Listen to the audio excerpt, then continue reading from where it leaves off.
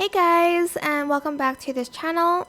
In this video I'll be showing you guys how you can create this trending reel video in CapCut PC. I'm just going to add in this lyric overlay for a second here, and then I'll show you like how to actually like do it. Oops, sorry. Because I actually need this just to work. So to do that, you're going to go to library, add in a black stock video, and I'm just going to freeze frame it so that I can drag it till the end of the video. Rotate it. Go to mask and select rectangle, and you're going to select reverse. Then I'm going to rotate that. Why isn't this like long enough? I'll just do that.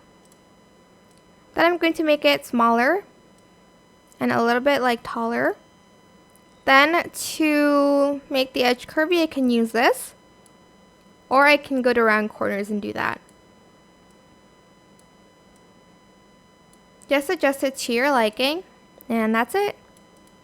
I think I'm just going to make it a little bit bigger, and I'm going to make the lyrics just slightly smaller. I hope this tutorial is helpful for you guys. Don't forget to like, comment, share, and also subscribe to this channel if you haven't done that already.